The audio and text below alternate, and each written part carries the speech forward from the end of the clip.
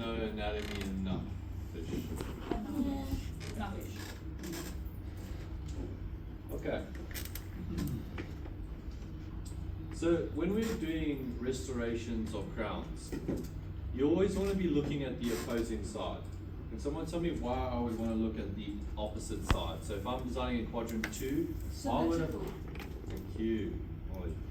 Okay, so what we want it to be doing is we don't want it to be bigger than the other side. The other side is going to be our reference on how our shape's going to be, how big it's going to be, how long it's going to be. All the dimensions are right here. Here's my clue here. Okay, and I'm going to be doing a crown here. So I'm looking at this, and I sort of want to make sure it's roughly similar to the size here. Okay, unfortunately I don't have one because there's an implant here, but there is even a tool in 3Shape where I can select the opposite side, and it will basically mimic that tooth across to the other side, and I don't need to do a single design. So you can actually copy the design. Alright, so we've got our tooth here. Alright, the reason why I don't need to select the tooth is because when I scanned it, it picked it up here. Notice 3Shape is special. Let's put my margin over here for some reason. Okay, so we've got a couple tools over here. I'm just going to go clear because I don't want my margin to be over here. So the first thing I'm going to do is clear it. I'm going to draw my margin. I know better than 3Shape. I know what I'm doing. Okay? So I'm going to go clear, which is this button over here. Hold your mouse over it, it says clear. So over here you have some options where you can basically design differently. So what I mean by that is if you select this one here, it'll do an automatic placement. You can see this automatic placement is shit. This doesn't have a clue. The newer 3Shape is a lot better. Okay, it's more accurate. You can click on the tooth and it roughly does it to the parameters. But this one here is terrible. You can see here's my margin here. Okay, so what I'm going to do is I'm going to clear. I'm going to click on draw manually because I want to draw it myself. So that's your second option. There also is this one here. You can actually just click on the margin and then it roughly will draw the margin for you. I've got to play around with these different options. There's a couple here, but generally what I do is I just click on draw manually and I'll just click dots.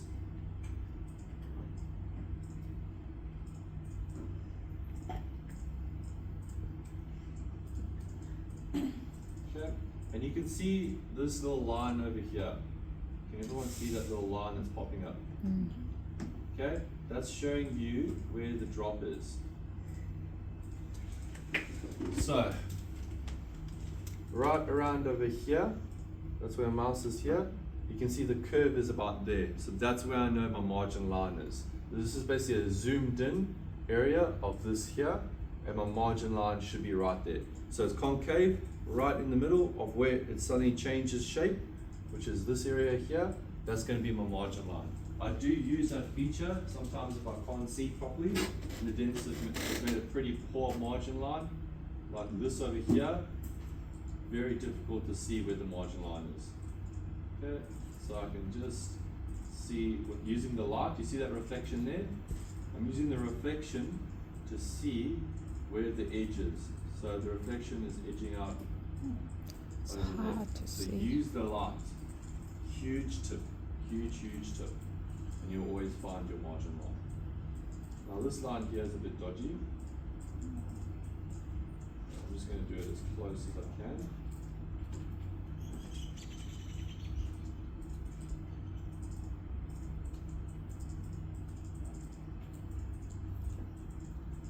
Okay, and if you made a mistake, you can always just go back and click and drag, or just click on an area to move around.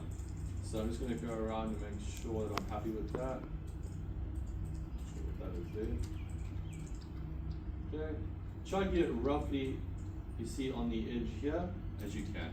Takes a lot of practice. You got to see a lot of dials to, sort of click. But yeah, as you do more designs, this makes more sense and it's easier to do. Okay. So once I've got my margin line, I'm going to go next.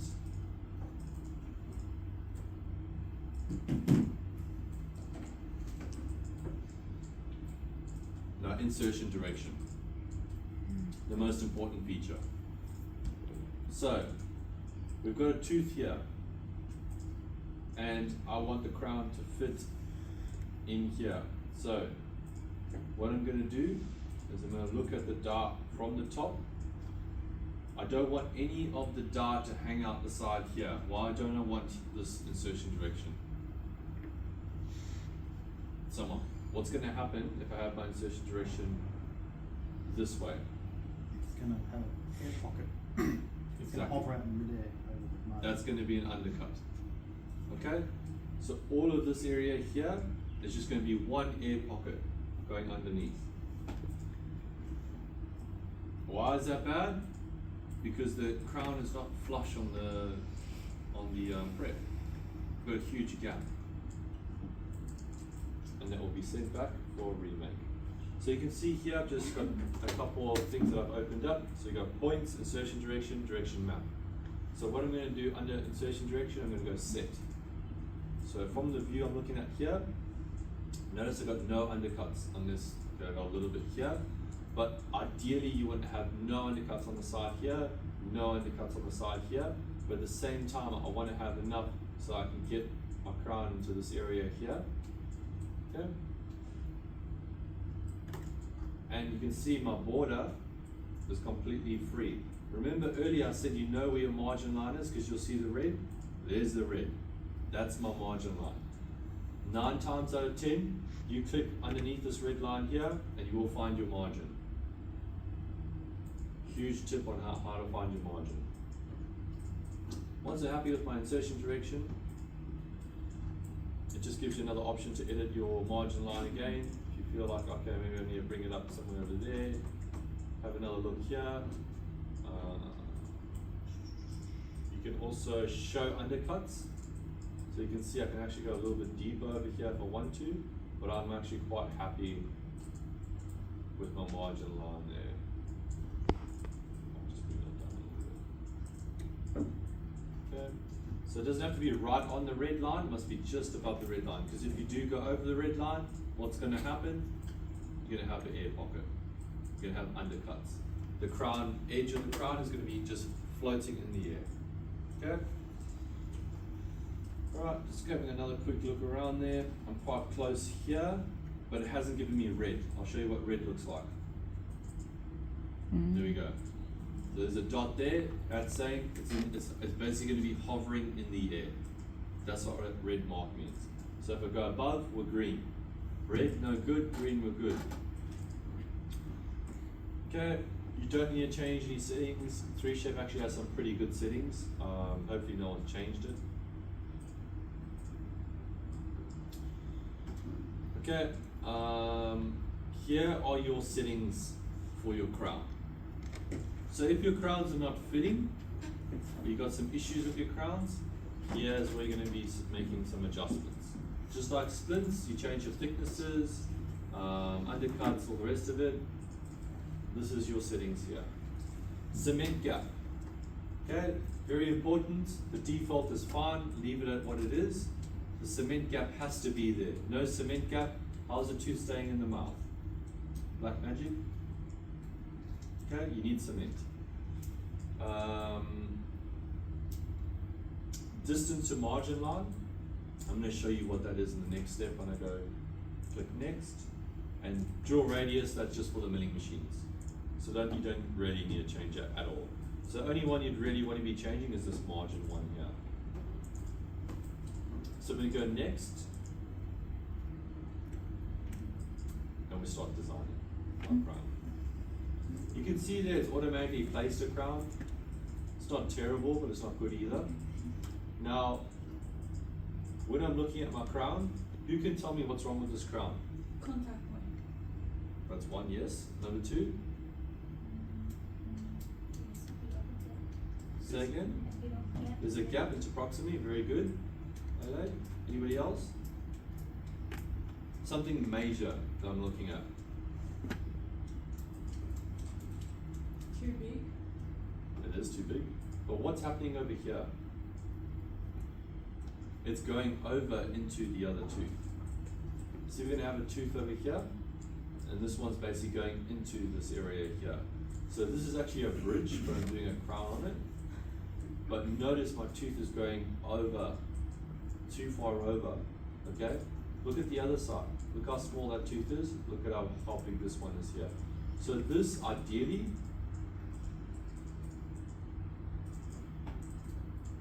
should be about there. There's the halfway mark. So I'm looking at this tooth here where the gingival is there, looking at the gingival here, and there's my halfway mark. So that right there, that's my halfway mark. Okay, so when I design my tooth over here, I want it to be in between these two teeth. Does that make sense? Okay, always make sure when you're designing teeth, and it's multiple teeth, that you watch out for this. A lot of people skip this. Okay, one tooth is bigger than the other, it's going to look weird. Everything must be symmetric. Okay, everything must be proportional. You're designing teeth. You look at your mouth, your 4 is not bigger than your 5. The 4 doesn't go over into your 5. So we're going to try and keep it as natural as possible. Alright, so the first thing I usually do with the design, when 3Shape designs it, is I actually just delete it. I hate it. So what I'm going to do is I'm going to click this button here, which is called disconnect. Okay, and that stops it from connecting to the margin line.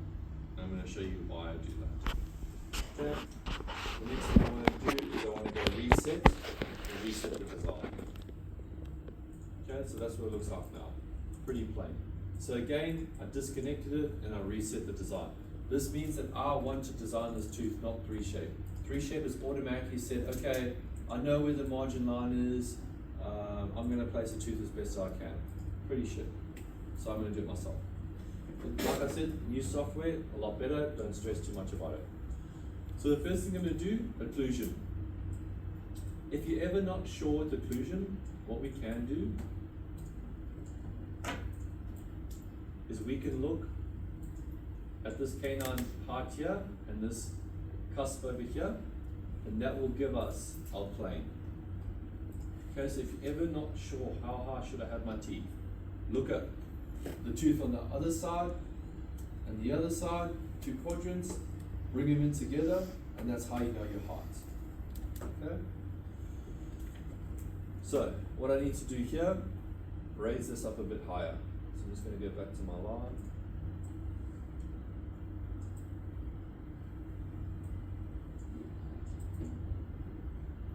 Just remove that, and I can tug it up. So you've got your tug tools here. So I can make it wider, okay? I can make it also wider like this, or I can just make the top cusps wider, okay? I can make this side shorter, that cusp longer. The reason why I would want to make that cusp longer is look at this gap here. I'll bring it to there, but what I can do too is bring the cusp like that. We generally want to fill in this area, so just have it slightly open like that. The reason why we wouldn't want to have the tooth like this, a tooth naturally, it's more diamond shape, okay? We do not want a tooth to look like a brick. It's looking like a brick here. If it was looking too bricky, use your yellow. Your yellow makes it more wider, okay? And then I'm going to bring that tool over. Now I want my cusp over here to match this one here. And then what I can also do is make it slightly transparent, and then I can check my thicknesses. So I'm going to bring this in here. Look at the teeth from the side. Okay, and I want to mimic the other teeth. So I'm looking at how far forward this is. Okay, that's quite good. And this back part here, make it slightly transparent. We've got a lot of room here, so I can bring that in a bit. You don't want big, bulky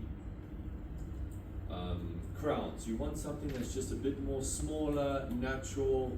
It doesn't. You don't want anything to feel invasive in your mouth. You know, you could notice straight away if something's larger than anything else in your mouth. Okay, if you get a crown put in one tooth and it's bigger than the rest of the teeth, you're gonna rub your tongue on it and know straight away. So it's very important when you guys are doing your crown designs that you don't make it too bulky. I don't want my crown up here, like look how massive that looks. It looks bigger than a 6. So what do I have to do? I've got to tug it in. Crowning bridge is not easy, it really isn't. Okay, and that's way too big, I'm gonna bring that in there. Tuck that over, bring it over. Make sure it's in the middle. You can see my cusp is hanging out in the middle here, so when I place the tooth here, it's going to be roughly the same. Okay, and then I'm going to show you one more important step, the occlusion.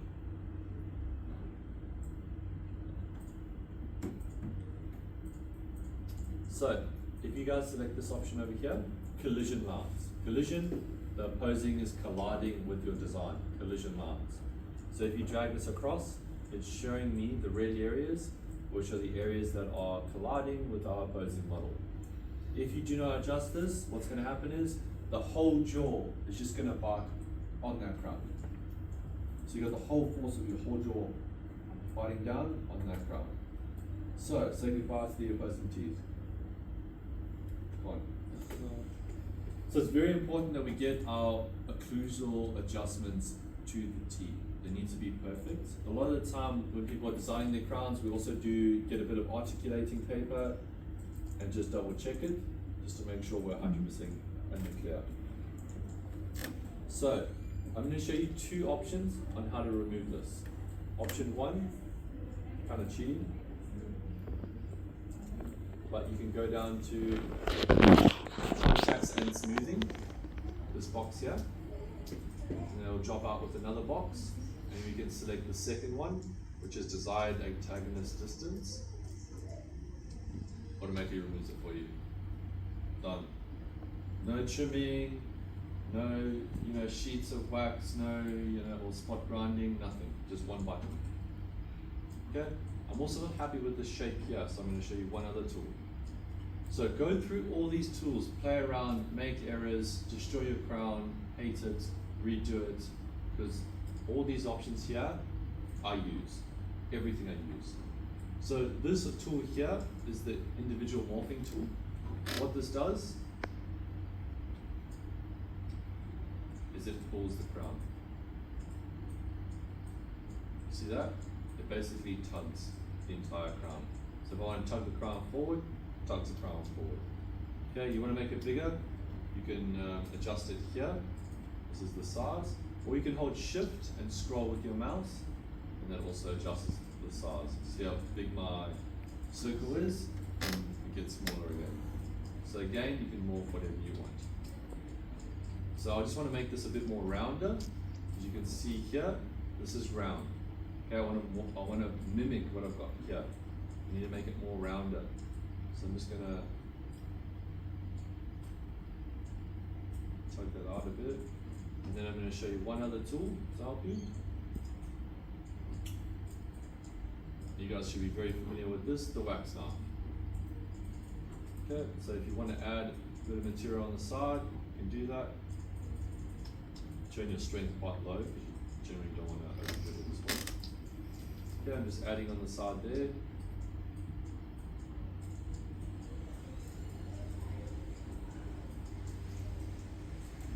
I'm giving the tooth a bit more structure.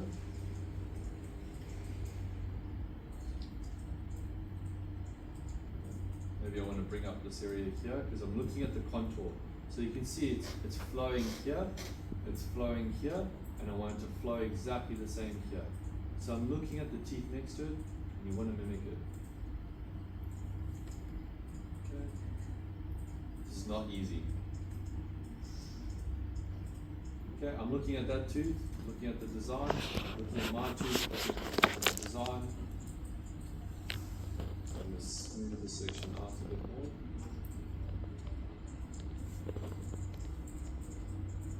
I might just make it a bit higher.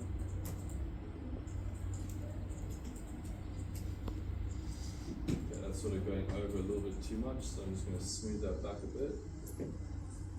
So play around with all the tools you have. If you want to use the negative tool,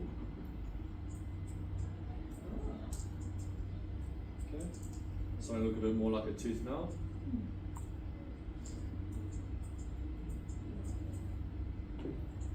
Okay, even looks better than that tooth there.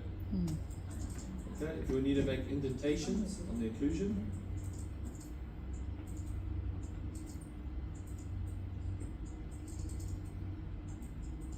sometimes when you're smoothing or adding or removing, you remove a little bit of the design, you can make it look a little bit more. Okay. I could sit here for the whole day just trying to sculpt this if I wanted to. Okay. Just going to do it roughly. Okay. Look at it from the side. Look at it from the top. Making sure that the cusp is not lower than this one here. Sort of going to flow. Okay. Last step, I'm going to check the occlusion again because I've made adjustments. Now my occlusion's in contact, you can see the red here. So what I'm going to do is I'm going to go to my occlusion contacts again, press play, automatically removed it, fantastic. Now notice my margin line is not connected, it's going straight through the model. See that? No margin line. Not the end of the world. You'll automatically connect margin line with this button over here, connection to margin line. Select that. Now these are your margin settings. It's actually pretty good. And watch this connect. Done. Okay, now you can see the tooth looks a bit more weirder because it's automatically connected. So I'm going to use my smooth tool just to smoothen the edges because it's made it a bit more morphed.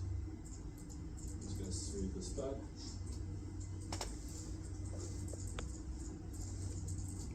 Smooth that in a bit. Because if I don't smooth it, you see you get these lines here. We want to get rid of those lines there. Because what happens is the crown and bridge technician is going to grab their smoothing tool and they're going to smooth that into the die so that it's nice and structured. If you do not have this line here, what could happen is this end margin line gets too thin, and what happens? It chips. So it will automatically print with this brick coming out, this like sort of layer coming out. That's to keep the structural integrity of your crown. Okay? That's what this is here for. And then manually, it takes you about 30 seconds, you just trim it down to the margin with your tool at the end. So once it's been printed, you fired it, last step is just smooth that to your die. Okay, so what I want to do is I want to just make sure that line is visible all the way around, and that's it. There's my crown. There's my bubble. Fantastic. Send to the printer, print the crown, done. Or send it to the milling machine, mill it, now zirconia crown or EMAX crown finished.